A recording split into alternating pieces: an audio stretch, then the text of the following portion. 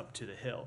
And then with respect to the larger question, so what the president made clear is that we have concerns about a potential military operation in Rafah. I don't think that's any secret. We've been making those concerns known publicly, and we have made those concerns quite clear to the government of Israel. And as the president noted, there are certain types of military assistance that we will not make available to Israel for use in a campaign in Rafah. Okay, but I was under the impression that you guys didn't speak to hypotheticals. So we have made quite clear for some time our concerns about a Rafah operation, something the Israel government has signaled is likely to be coming. And so, yes, we have been engaged with them on that. Well, I get it, but isn't there a big if in here? Certainly, that would be our hope. We don't want to see an operation go forward, and no, I know. We're making that clear. But you know, every time you're asked any question that's got the word if in it, or it's not something that has already happened, you refuse to answer. And now, I wouldn't say every time. I wouldn't say every pretty time. much. Look, I just to be, I should be serious about this. I'm not trying to make light of it. I just, you know, you guys have, or the president has made a policy prescription, apparently, based on something that hasn't happened yet. He has, right? Because we have been in close conversation with the government of Israel about this fact. There is a there's a very real difference, obviously, between coming to the briefing room and getting a question about something that might happen and something that we're engaged with a foreign government that they say they intend to do. And we treat those differently for quite obvious reasons. Okay, so you're saying you won't tell us the full truth, but you'll... I'm saying anyway, it's different when a reporter raises a hypothetical question versus the government saying, this is what we intend to do, this is what our policy is going to be, and we have to make determinations about our policy. Is it your understanding that the president has decided that what Israel has done in Rafah so far crosses the red line? We have not yet seen an indication of a major military operation. So that's something that we're watching closely, and the president made that clear in his comments. And yet he already decided to halt or to suspend these shipments. We have paused one shipment and are reviewing others in the context of a potential operation. But again, we hope that there is no operation. That, I think, would be the best outcome for everyone involved. Okay, thank you. Go ahead. To follow up, what is your definition exactly of a major operation in Rafah? I mean, you have tanks there, you have bombings going on every day. They took control of the Rafah crossing. What is your definition of a major operation? So I'm not going to get into too much detail about that from here, but I would differentiate it from the types of operations that we have already seen from the beginning when it comes to Rafah. We have seen Israel execute strikes against Rafah. We have seen, when I mean strikes, I mean airstrikes. Going back to last October, it's something that they have engaged in.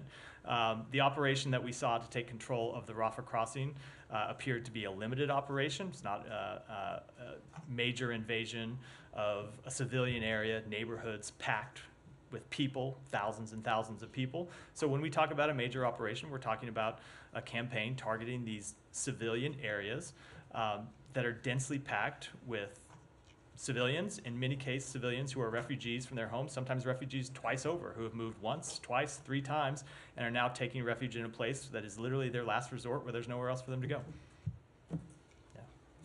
Matt, on the NSM report, can we get the latest ETA on when state will submit that? In the coming days.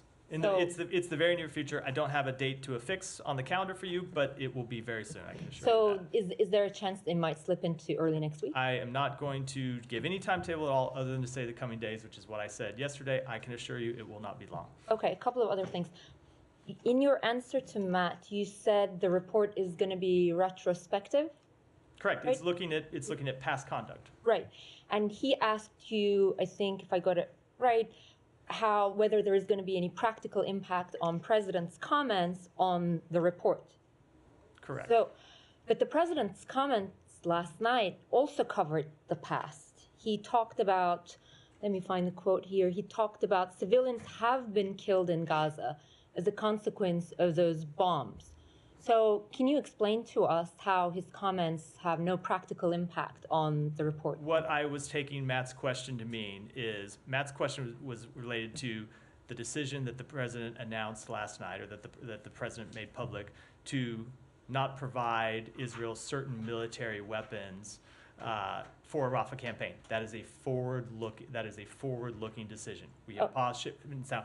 The report is a backwards-looking thing. Now, the report will obviously look at allegations of violations of international humanitarian law. That's a different thing than what the president. I mean, I'm speaking just to a determination going forward versus a backwards-looking report. Okay, well, let me ask it in the way that I sort of was thinking about asking.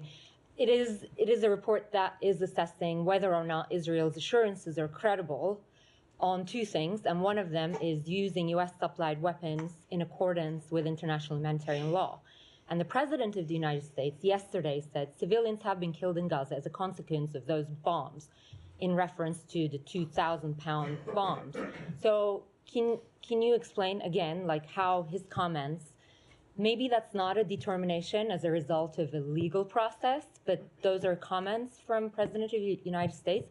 How does that not have any impact on the findings of the report? So I think you have to look at two separate things. One is the tragedy, the tragic loss of civilian life throughout this conflict, which we have spoken to many times. The president's spoken to, the secretary has spoken to, other members of the administration have spoken to. And we have said that far too many people have died, that Israel needs to do more to minimize civilian harm, that the actions they have taken have not yielded sufficient results.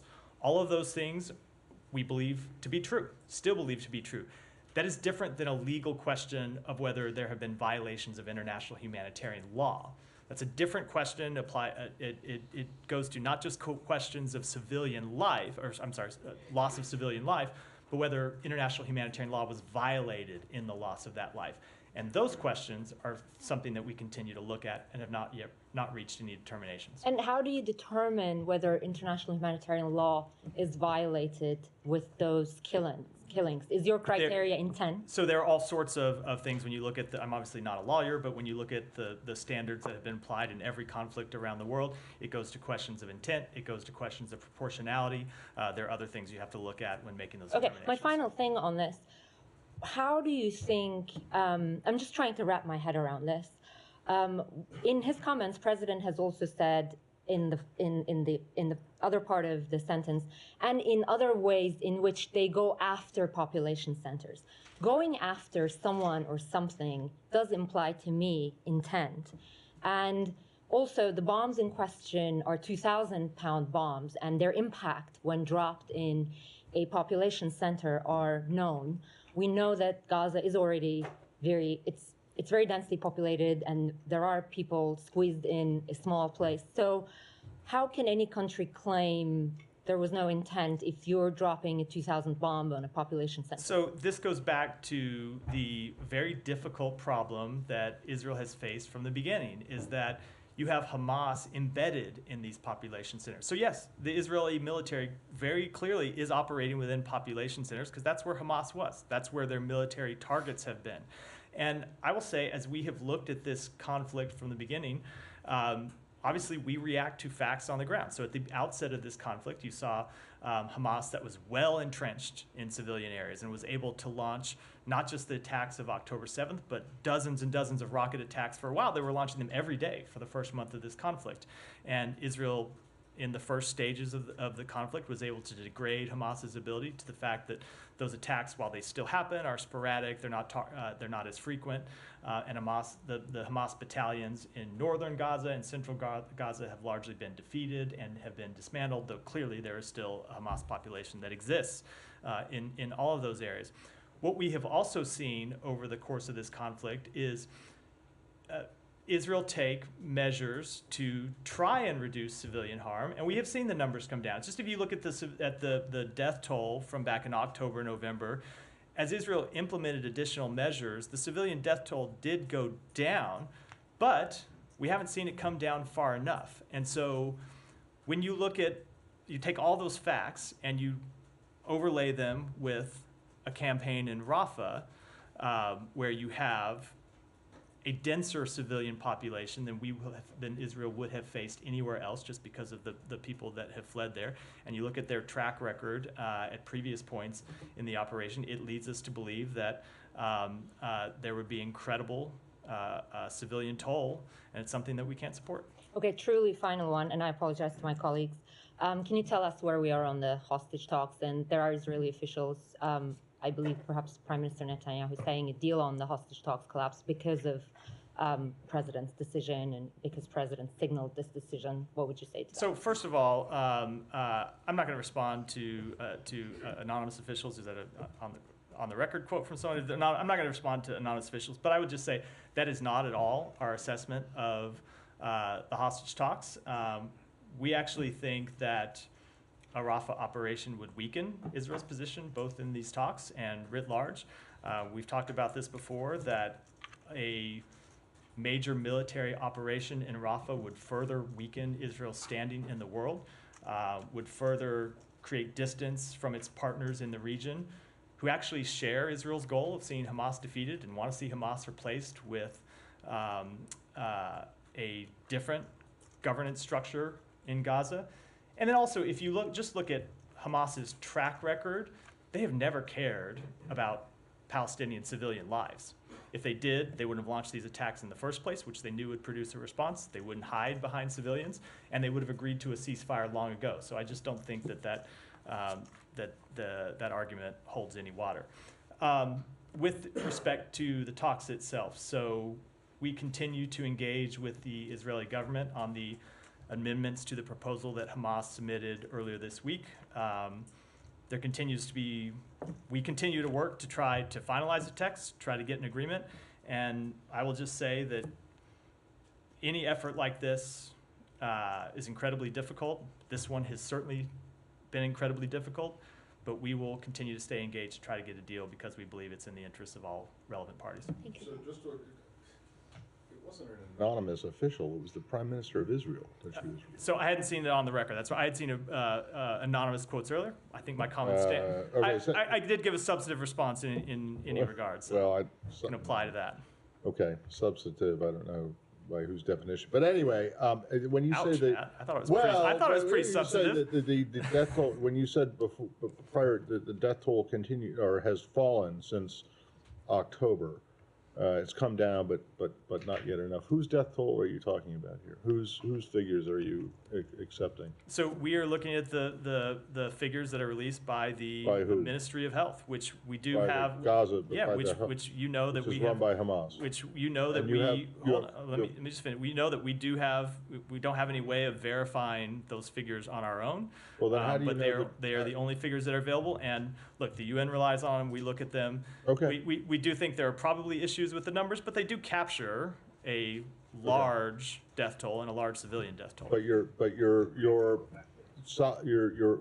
fairly certain that at least in terms of the trend, they're accurate. It's just that I can't say accurate with any degree of certainty. Like I can't give you what percentage accuracy. But no, hold on. But if you look any at degree of I can't say if like they're if they're off. 0%? No, if they're off by 10%, by 5%, by 50%, I can't say something like that. I mean, but they might be off by 50%. Who knows? But stipulate whatever they're off by. They have come down, and so they have come down over time. The daily number has come down over time when you look at where they were last October and November to where they are today.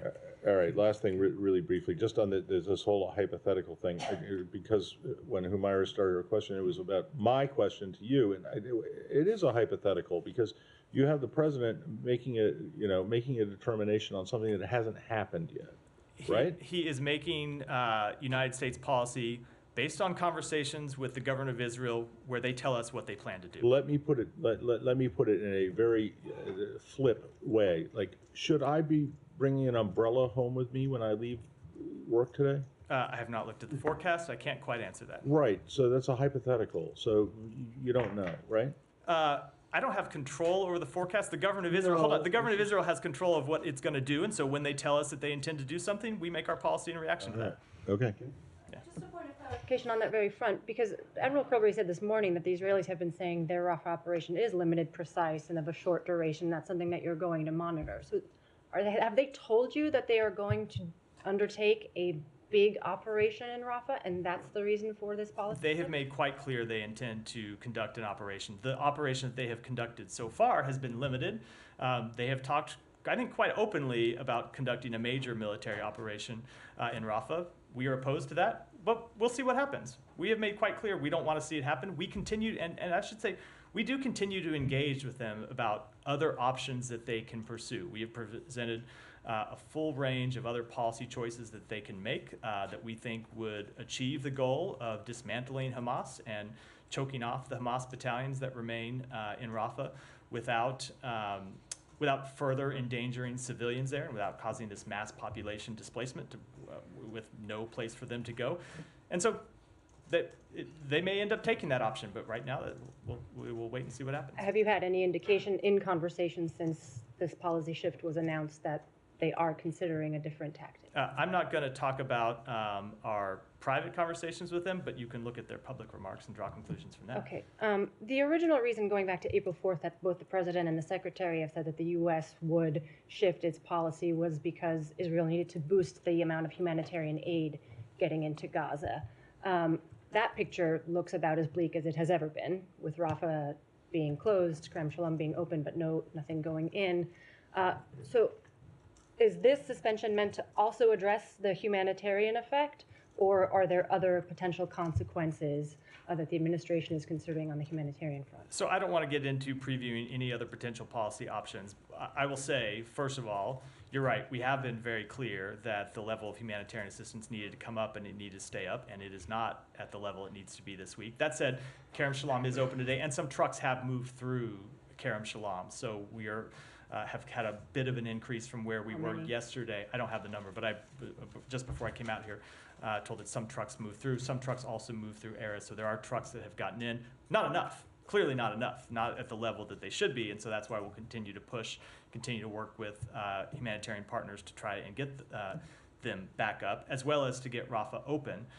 That will continue to be a priority for us. But are there any additional, because that was April 4th, so that was, a month ago, over a month ago. So are there any additional consequences at this stage being considered specifically for the humanitarian? I am not going to preview specific steps, but we have always made clear when it comes to humanitarian assistance and the need to have it increased and sustained, that we will make our policy determinations based on the facts on the ground. That's the case. Okay, and one follow-up on Humayra's question about the hostage talks. How can you say with such confidence that the policy shift the U.S. has just announced didn't meaningfully affect the trajectory of those talks, either by undercutting the Israelis at the negotiating table or emboldening Hamas at the negotiating table? So it is just not our assessment based on actually being in the middle of these talks and seeing how it's happening and what Hamas is actually demanding and what their incentive structure actually is. That's just not how we see it.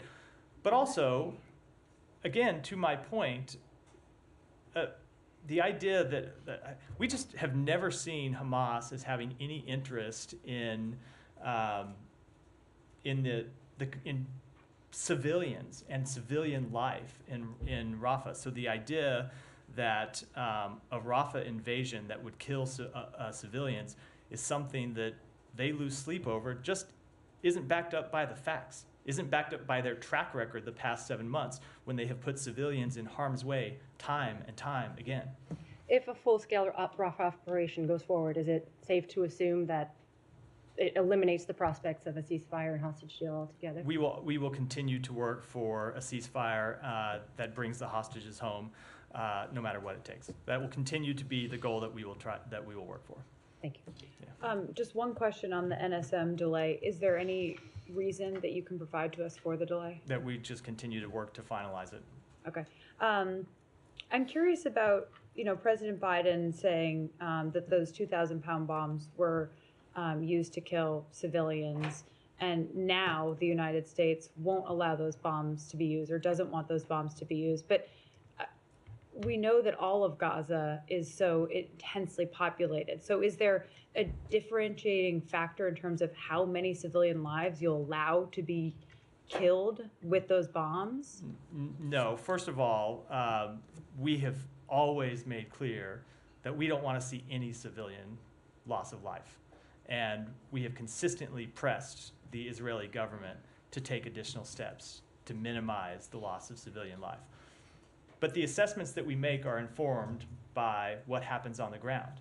And we are in a very different place today than we were last October. That's what I made clear a minute ago in response to, I think it was to Humaira's question, where you have seen Hamas significantly degraded. You have seen their ability to launch the kind of attacks that they did on October 7th, significantly degraded, if not completely eliminated. They couldn't launch an attack of that scale today. Their weapons production factories underground have been eliminated.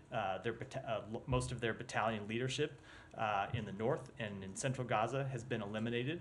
So Israel has achieved a great number of its military objectives. So that's one thing that is different now versus then. But the other thing that's different now versus then is that we have watched the experience of those few months.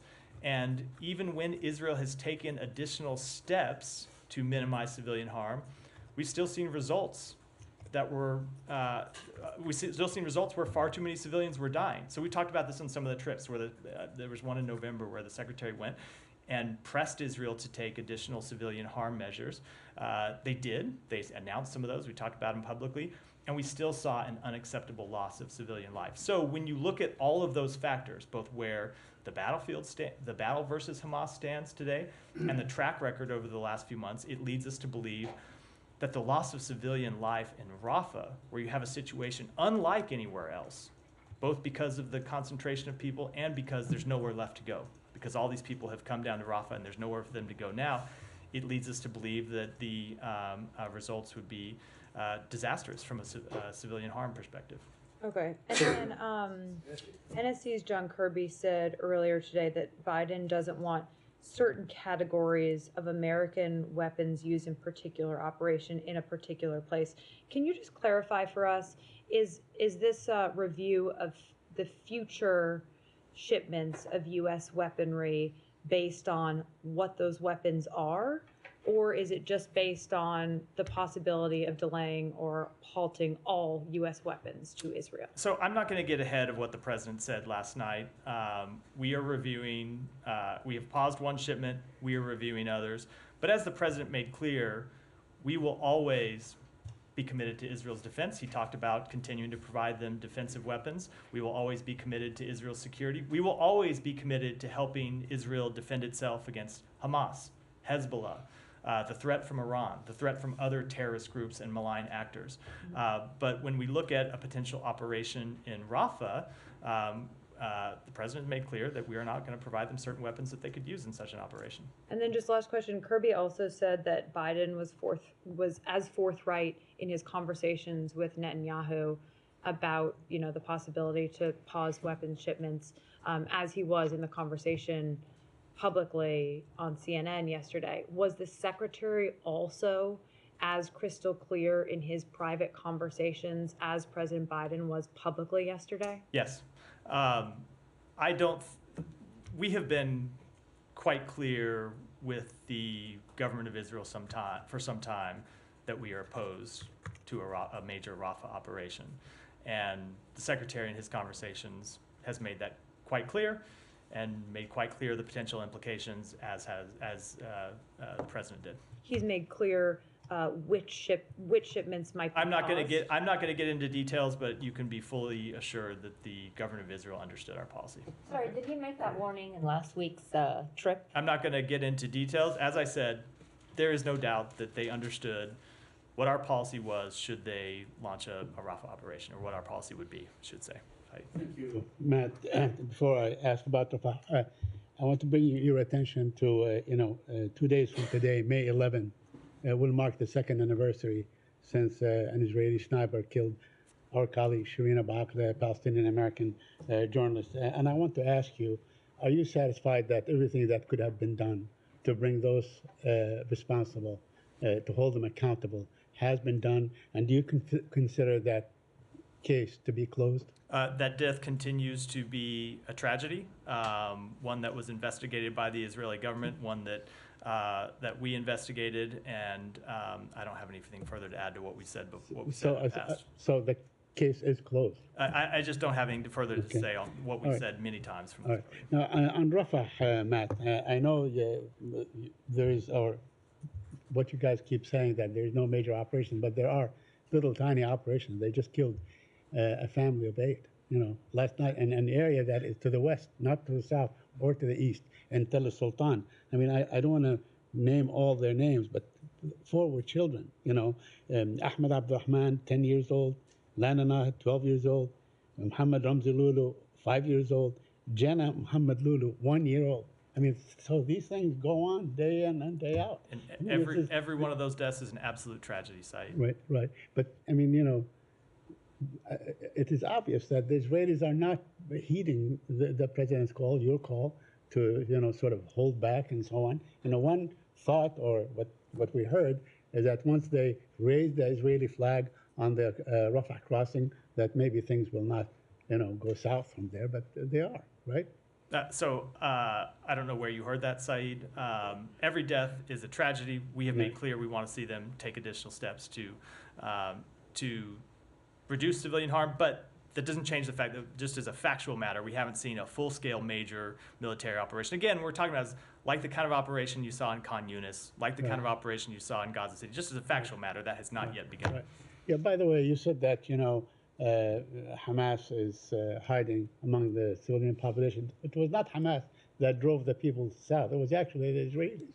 They told them to go and, hunker and Rafah. So, and now, So Saeed, you're getting to my exact point, which is it was appropriate to evacuate people when there was some place for them to go, right? When there was Rafah, which was, if not completely safe, safer than Gaza City, safer than Khan Yunis, and some place for them to go. That's not true anymore.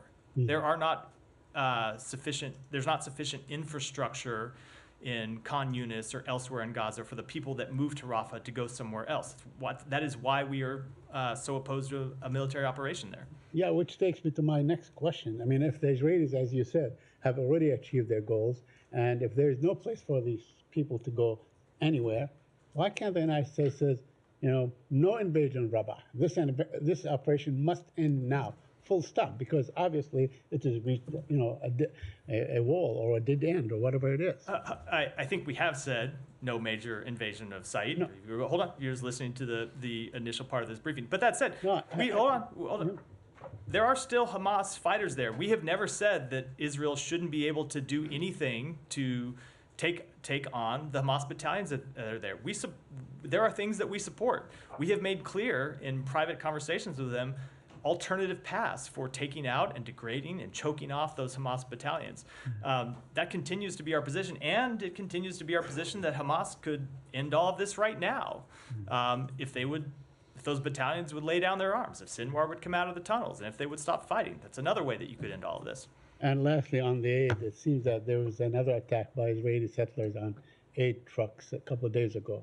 Are you aware of that report, and is the United States doing anything about that? I am aware of that report. In fact, if you looked at the statement we put out, I think it was day before yesterday, the secretary talked with the foreign minister of Jordan about that attack and made clear that the Israeli government needs to do everything possible to prevent those attacks and to hold people accountable. It's our understanding that the government of Israel arrested 6 people in response to those attacks. That was after they had arrested 3 people in response to the previous attack. That is clearly the right thing to do, but they need to do more to prevent these attacks from happening in the first place. These are attacks on aid convoys delivering humanitarian assistance to civilians. They have nothing to do with this, with the conflict with Hamas. They should not be impeded, delayed, obstructed in any way. Well, they have nothing to do with it except that it wouldn't be needed. You know what I mean? You know what I mean is if your goal is to deprive Hamas of something, stopping these convoys for civilians does nothing to achieve that goal. Thank you. Yeah, John. Hey. Thanks. Just wanted to clarify something you said at the top. I think I heard you say there are certain types of military systems that we will not make available to Israel for use in a Rafah campaign. Does the president's statement preclude delivering those weapons, shipments, or analogous ones to Israel for use in other areas during this time frame? I am just not going to get beyond what the president said last night at this point. We've made clear what our policy is. We will engage with the government of Israel about this question and others. But as I said at the top, while we're opposed to I'm just going to speak about this generally, while we're opposed to a major Rafah military operation, we do still support Israel's right to defend itself against other threats. That has not changed. That will not change.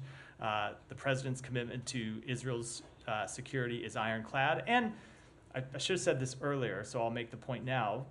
We actually do believe that a Rafah campaign actually, in addition to all the harm it would cause to the Palestinian people, actually weakens Israel's security. Doesn't make it stronger. It's one of the other reasons we're opposed to the campaign.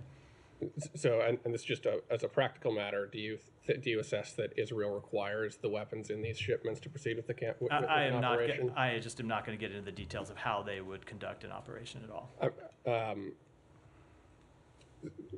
Okay, so well then on Hamas's incentive structure, granted granting your point that they're not concerned in these negotiations about civilian casualties, you have said before, you even alluded just now, there are military targets in Rafah.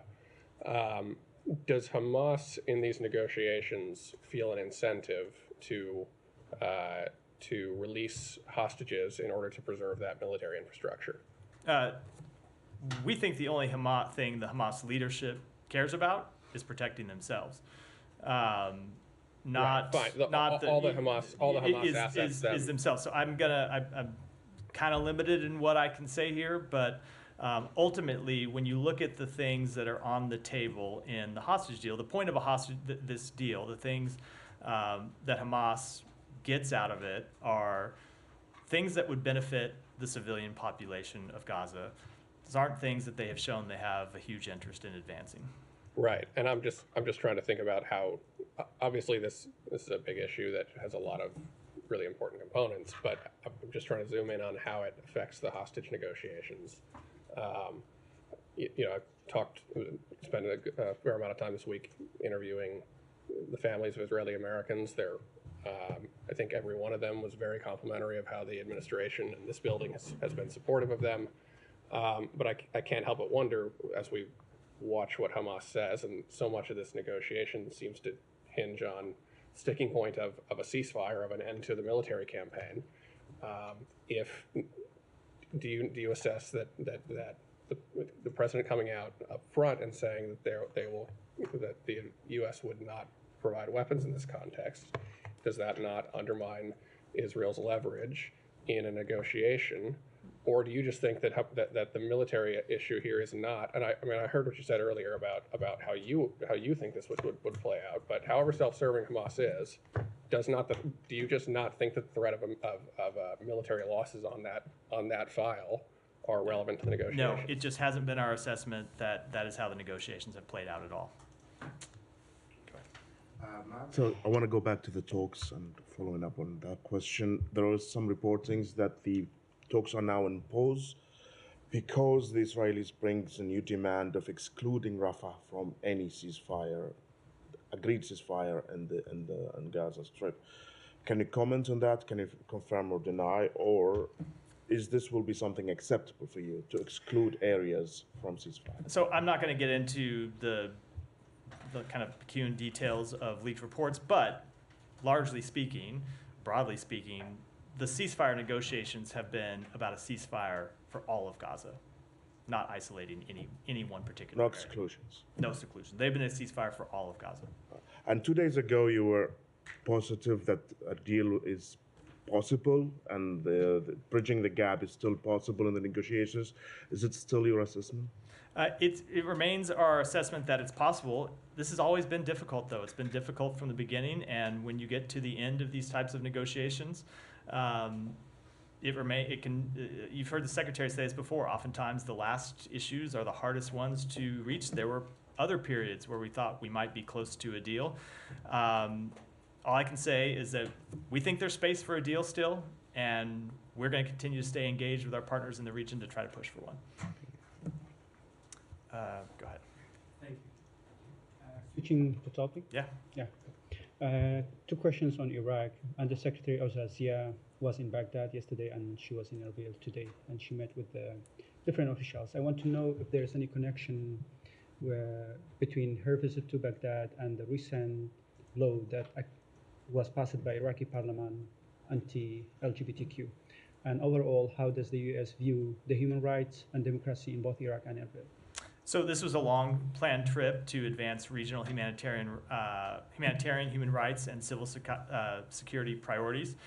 She had 3 objectives there. 1, promoting democracy and partnering with Iraqis to support a vibrant civil society. 2, advancing the protections of human rights, including press freedom and freedom of expression. 3rd, advocating to create safe, informed, voluntary, durable solutions to internally displaced persons throughout Iraq. But of course, our position on that law is well known. We made that quite clear. And secondly, in her meetings with the KRG officials, and what we saw from the KRG statement, also her meeting with the president of Kurdistan, they touched about the situation in Sinjar, the current situation in Sinjar, and also the agreement of Sinjar. How do you see the current situation in Sinjar and the agreement of Sinjar that was agreed in 2020, sorry, but it hasn't been applied? Let me take that back and get you a full answer. Go ahead, Willie. Thanks, Matt. Are you worried that, I mean, the weapons has kind of been your trump card. Are you worried that by using this card now, you've lost your leverage and your ability to influence Israel, particularly on the humanitarian front? So I've gotten this question a lot about leverage. We've never seen it just as a question of leverage. Israel is a longstanding ally of ours. We have a deep relationship with them at a government-to-government level. We have a deep relationship with them at a people-to-people level. We have always seen understood this relationship is between 2 sovereign countries. Israel is going to make the decisions that they're going to make. They have to make a full assessment of the situation they face in Gaza. They have to take a full assessment of what that will mean for the policies of their allies and partners, and we have to do the same thing, and we will. That said, we will continue to give Israel our best advice about what they should and should not do, as we have from the beginning. We will continue to have, it's loud, Kylie. We'll have very direct at times, I'm sure, conversations about both how they operate their military campaigns and the provision of humanitarian assistance. I don't expect that to change in any way. Those channels remain just as open today after the president's interview on CNN as they did? We have continued to have conversations with the Israeli government today, I can assure you that. Alex, go ahead. Thank you, Matt. Happy Europe Day. The EU approved a plan to use some of the funding generated by profits from frozen Russian assets to buy weapons for Ukraine. Are you on the same page with them now that the Rafah Act is the law of the land? I don't have any announcements to make. We continue to work with our European partners to ensure that we use those assets that remain frozen and that will remain frozen, that we use those assets for Ukraine's benefit, but I don't have any further announcements to make about it. On the supplemental, do you feel any urgency in terms of obligating the fund that you have available? The DoD already announced $7 billion immediately, but you have $2 billion available for the state to meet the urgent needs in Ukraine. What was the question about it? Mm-hmm. What was the question about it? The State Department has. When was the question? When we're going to meet the urgent needs? Stay tuned. So if the question is when, I didn't hear the first part of the question, but stay tuned. Yeah, on Georgia, I know we discussed that yesterday, but an awful lot happened since yesterday. We have seen graphic pictures of them beating up the protesters. Some young protesters are being beaten up in and outside of their apartments. Where are you standing?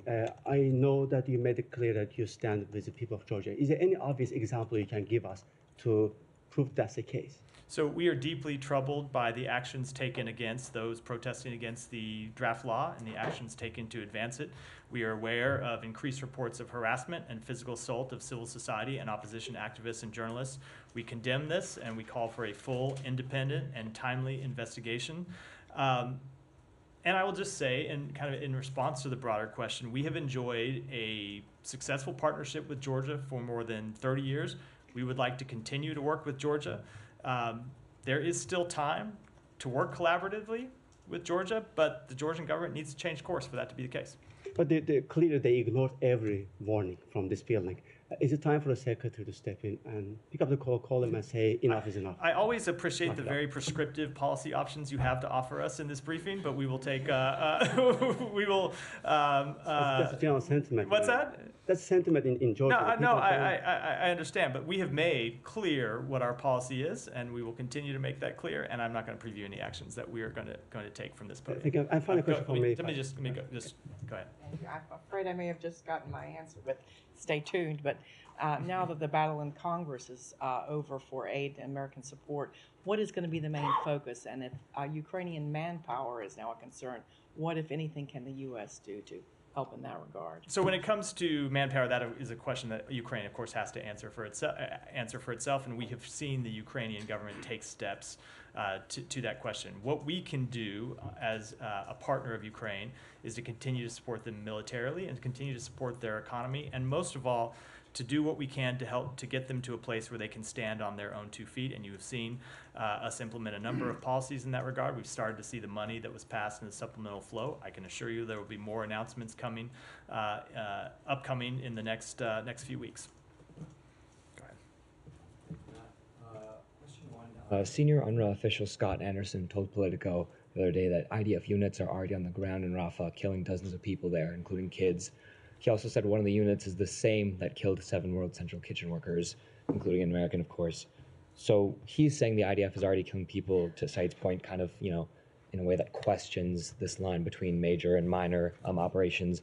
And one of these units is one that ostensibly killed an American. So how is the U.S.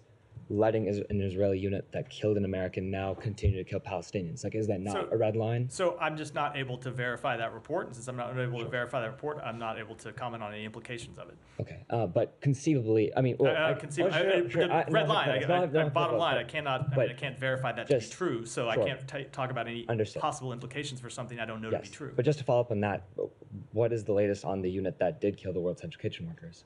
I don't have any updates to offer on that. Okay, and then secondly, it's been 101 days now since Hind Rajab, her family members, medics sent to save her, were killed. So first question related to that is there an update on the investigation into that attack? I don't have anyone. I'm happy to go back and get you the latest. Okay. So she's one of 14,000 kids killed. Israeli forces have killed those World Central Kitchen workers. Of course, there's 100 more. President Biden admits Israel has killed civilians with U.S. weapons. We have the delay of the memo as to whether or not the U.S. determines whether Israel has violated national law. With all of this, I understand, there's been a pause on one shipment of weapons. You have said, other shipments are under review. But how did the U.S. feel comfortable sending Israel $17 billion if we can't get answers to any of this? And how can it justify sending any more weapons at this point? So 2 things can be true at the same time, and 2 things are true at the same time here. One, that we do have concerns about certain ways that Israel has conducted operations. We've been open and forthright about those. We've engaged with the government of Israel about ways they can improve their operations to minimize civilian harm. We've seen them take some steps. We haven't seen them take enough. And of course, that has led us to have concerns about how a Rafah operation would unfold. That is one thing that's true. The other thing that's true is that we are committed to Israel's defense. Israel is a democracy in the Middle East that is a longtime ally of the United States, with whom we share many values, that faces a number of threats from its neighbors, faces a number of threats from terrorist groups, and we are not going to abandon Israel in the face of those threats. And that includes spending every dime that is contained in the supplemental for Israel's defense. I would also add that there is money in that supplemental for humanitarian relief efforts for the Palestinian people, and we intend to spend every dime of that money as well. To what end? I know you've said, still Hamas remains there, but as we've discussed before many times in this room, there is the possibility not just of Hamas sustaining for many more months, but that this might turn more people to sort of join Hamas after being bombarded. So to what end does an operation remain just committed to removing Hamas from threatening Israel, given that there's always the concern of hostages? 4 have been killed, 3 have been saved. I was just saying, I feel like you have been listening and internalizing the Secretary's speeches, because what the Secretary has made clear is that there has to be a political path forward. That there can't be only a military operation. A military operation. There has to be a military operation that is followed by a political path forward that meets the legitimate political aspirations of the Palestinian people, or you will have a continuation of this endless cycle of violence. And that is why we have engaged in diplomacy in the region to try to create that political path forward. Yeah, go ahead. Thank you, Matt. Three quick question, if I may. Yesterday, Russia accused the United States of meddling Indian election and also stated that the US has not yet provided any reliable evidence regarding the murder plot against a US citizen named Pannu by Indian nationals. Could you comment on this? So with respect to the first, no, of course we don't involve ourselves in elections in India, as we don't involve ourselves in elections anywhere in the world. Those are decisions for the people of India to make. With respect to the second question, there's a publicly returned indictment that contains alleged facts. They're allegations until they're proven before a jury that anyone can go and read. I won't speak to them here because, of course, it's an ongoing legal matter, and I'll leave it at that. 2 Bangladeshi citizens were shot dead by Indian security forces at the Bangladesh-India border, and this continues a concerning trend of civilian killing at the border, which appears to violate international law. Could the US, given its strong partnership with the India in the region, request that India assess these killings and ensure accountability for any violations? So we are aware of the reports about this incident. We understand the Indian and Bangladeshi border security agencies are in communication with one another, and I would defer to them to speak to their respective investigations into the circumstances of the shooting. One more, quick. One more, thank you. Following the sham election in Bangladesh in January 2006, the ongoing local government election, which is being boycotted by the main opposition party, BNP, is experiencing issues of intimidation, voter rigging, harassment, attack on journalists, and low voter turnout. Could you provide an update on the US visa policy as announced last year for those responsible for undermining democratic election in Bangladesh? I don't have any updates to announce. We obviously made that policy public. At times we make designations under that policy public. At times we keep them private. I don't have anything to announce today. Go ahead, Ben. Thanks, Matt. I take your point a few moments ago about the word leverage, that you don't love that word, but President Biden's announcement about the arms shipment, I think, would be seen by most people as the most assertive move toward trying to rein Israel in. With approximately 35,000 people dead, approximately 80% of the population of Gaza displaced, and the UN saying there's a fully blown famine in the north, what do you say to critics who say that such a move should have come earlier? So I spoke to this earlier and said that our policy responds to the facts on the ground. We made clear at the outset of this conflict we wanted to see Israel defeat Hamas. We wanted to see Israel dismantle Hamas and prevent its ability to launch the terrorist attacks of October 7th again. They've largely succeeded in that goal. As I said, Hamas could not launch attacks again today. We also respond to the increasing civilian death toll, and while we've seen the daily count come down because of steps that Israel's taken that we have urged, it hasn't come down enough. And so when you look at all of those things in total, that leads us to believe that an operation going forward would have enormous impact on civilian harm. And I do just want to say, again, every time I get this question about the number of civilians that died in this conflict, it gets posed to me as a question about the government of Israel.